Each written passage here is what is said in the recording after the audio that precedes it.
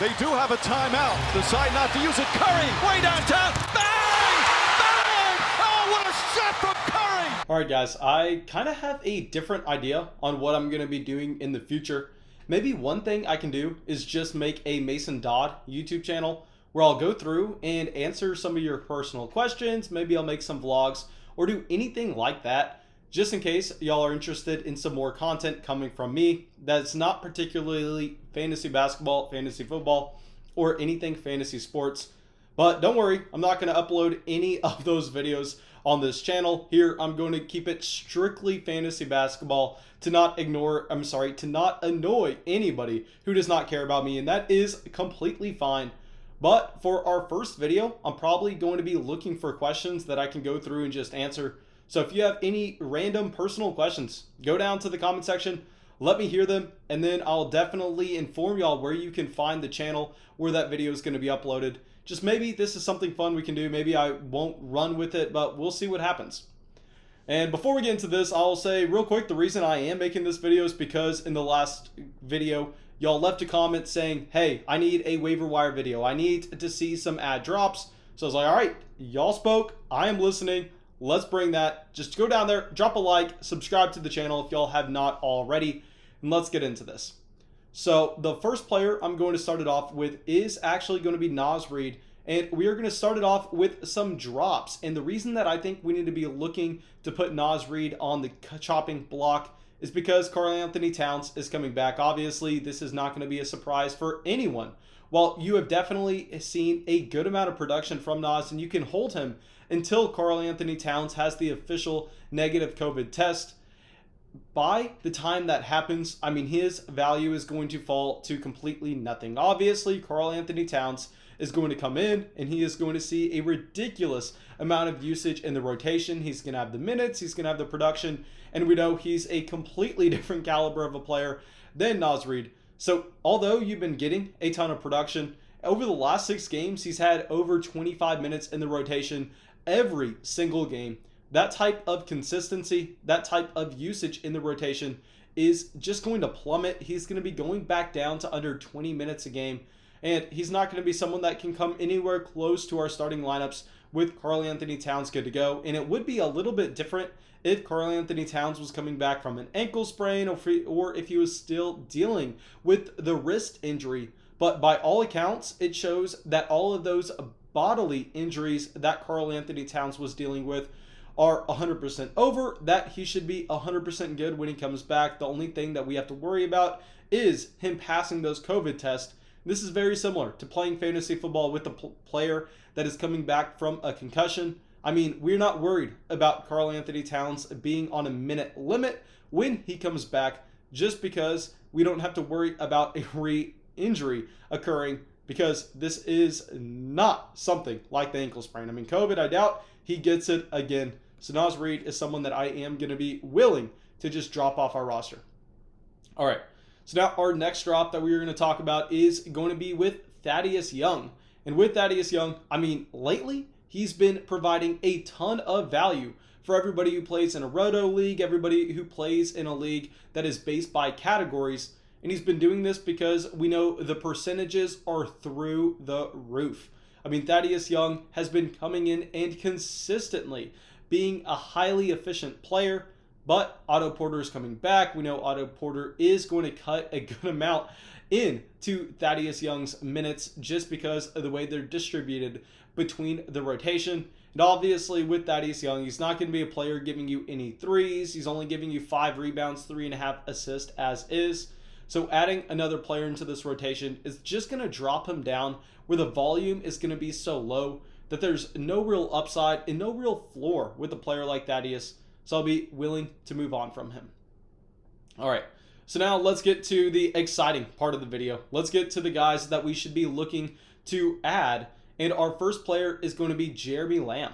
And here with Jeremy Lamb, I mean, we know that Karis LeVert is going to be out another 5 weeks at the very minimum. And I'll say Karis LeVert, I mean, just fantastic news that we have after very scary information on his injury from that, I don't know if it was a CAT scan, MRI, whatever it was. I am just very excited to hear that Karis LeVert should be fine. He should make a full recovery, and I think that's something that we all need to celebrate. But until then, we know that there are minutes to be had. Victor Oladipo is in Houston. Jeremy Lamb is seeing a decent amount of minutes. If you look at his last 5 games, he's been averaging close to 25 minutes a game, close to 15 points a contest as well, 50% from the field, decent threes at the same time, 5 rebounds and assists and a half.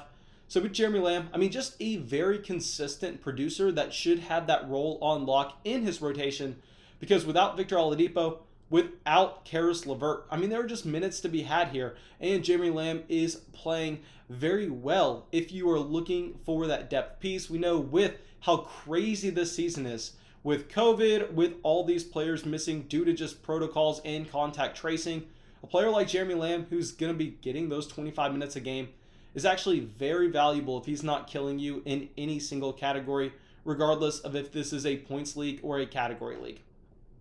All right, so now our next player is going to be a little bit more difficult to evaluate, but this is going to be Wayne Ellington. So if we look at Wayne Ellington over the last 7 games, I mean, he has been a high volume scorer. And the reason that the volume has been there on his overall points is not because the amount of shots he is putting up, but the efficiency of the shots, where he is shooting about 55% from the field, and he has been going crazy from beyond the arc. I mean, he has been shooting over 50% from 3 with a ton of volume, and this has led to him almost scoring 20 points a game over the last 7.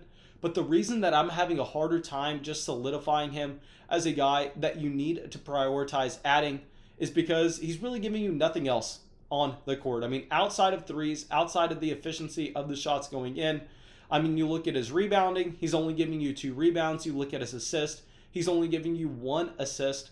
So with Wayne Ellington, I know a lot of people are going to be coming out here and looking at how he is shooting and how hot he is currently and screaming at you to go out there and to buy him. But I think we need to be a little bit hesitant. We have to understand over these small sample sizes, like 7 games, a player can easily run a little bit hot with his shots going in, just how the math checks out. And we could see him dip back down to that 38% range from 3 that we should be expecting from a player like Wayne Ellington. And if that happens, the point production is going to fall off. The efficiency will as well, of course. So we are looking at him going, you know what? If he's not giving us rebounds, if he's not giving us assists, and the efficiency with the scoring is falling off, truly, how valuable is he if we are going to be looking to carve out a roster spot for him? Still, I think he is decent enough at this point where we should be prioritizing adding him. Just understand that the expectations here should not be 20 points a game with Wayne Ellington. All right, so now our next player has been on a ton of waiver wire lists as of late, and this is going to be Delon Wright. And with Mr. Wright here, obviously the battle is how many minutes is he going to be seeing versus Derrick Rose. And with Derrick Rose, obviously everybody is so sentimental with him, a player that could have easily been at the very top of the NBA for a long time if he was not broken. But we know Rose is always going to be on a minute restriction. And if we look at what Wright has done over the past 5 games, I mean, he has been truly fantastic in every single category. He's racking up points for those points leagues at the same time. I mean, averaging 15 points, 6.5 rebounds, 6 assists, and he has fantastic steal numbers. I think this is a player that I'm actually a lot more willing to go out there and add aggressively, especially if we are at the very top in priority, or if you're using a waiver wire budget system. Wright is someone that I think I would be aggressive with, just because if we see something that makes Derrick Rose unavailable, Wright is going to be a player that sees his minutes uptick, and he is great in what he's giving you in his rebounds and assists per minute played. So yeah, I mean, everything that you're seeing here is fantastic, and I would pursue him aggressively. Okay, so now our last player is going to be a little bit different, and this is going to be Lou Williams. Okay, so with Lou Williams, I understand, not someone that's sexy, but with Kawhi Leonard and Paul George, these are 2 players that the Clippers definitely need to monitor to make sure that they are going to be good for the playoffs. Clearly, this team has title aspirations. So we are going to see Kawhi Leonard. We are going to see Paul George missing games with their injury history. And when that happens, we know that's going to open up a ton of usage in the rotation for Lou Williams, as they really don't have that many other spots to go to. And over the past 2 games where there have been no Kawhi Leonard or Paul George, we saw Lou Williams average 25 minutes a game. And yeah, I mean, if we look at the overall numbers, they are definitely not there. But this is because the efficiency was horrible for Lou Williams, where he was only able to come through with 14 points, but he was able to give you 4 rebounds, 4 assists, and decent steal production at the same time. And if we see the efficiency have a small uptick with the amount of shots he is putting up combined with his rebounds and assists, this is a player that if you're having to make start-sit decisions, it's very simple. I mean, if we have no Paul George, if we have no Kawhi Leonard that night for the Los Angeles Clippers, Lou Williams is someone that you can slide in and knowing that he is going to see the minutes and he is going to have the usage in the rotation. Now, thank you guys. I really hope this helped y'all out. I really hope y'all got something from this video. As always, if y'all did, go down there, drop a like, leave a comment, subscribe to the channel. It helps us out a ton. And yeah, ask me your questions down below, and hopefully I'll use them for that second channel we are going to be making.